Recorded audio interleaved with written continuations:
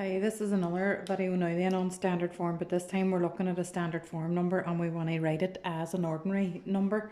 If you saw as well in the top corner of that screen the last time, I've got the calculator button on here. So under your calculator, have a wee look at the bottom row there. It should be right in the middle there, the bottom row, multiply by 10 with the power of. The power of, so that's small letter x then. So that's your standard form button, and it comes in handy sometimes.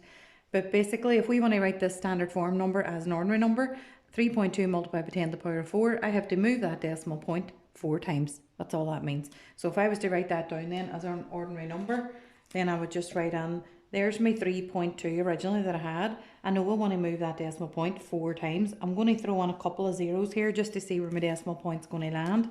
I'll move it here now then. 1, 2, 3, 4. The decimal point lands there. So if I just tidy up my answer now then, I want 32000.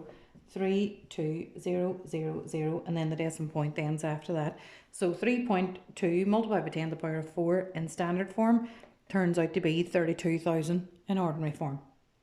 If you look at the next one then, 6.4 multiplied by 10 to the power of negative 3, I want to move that decimal point back 3 times. So I'll set it up. There's my 6.4. Because I want to move my decimal point back the ways, I'm going to put a couple of zeros over here, and I'm only putting these zeros on as a guide. That's all. If you can see where they're going to land without them zeros, that's okay. I'm just putting these on as a guide. I'm going to move that decimal point now back 3 spaces. 1, 2, 3. My decimal point's going to land on there, and if I tidy up my answer now, it's 0.0064. 0.0064.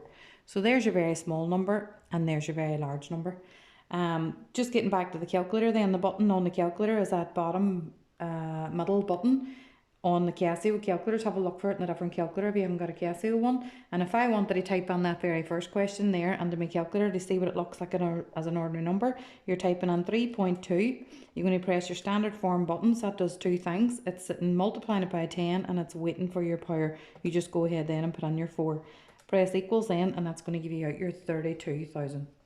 Okay, now you'll notice sometimes that calculator doesn't give you your answer as an ordinary number. If I tried to type this number under my calculator to find an ordinary number, it just wouldn't do it for me. It would give me back my standard form number. So you do have to know how to work it out manually as well. Again, try the couple that are on that wee worksheet and let me know how you get on.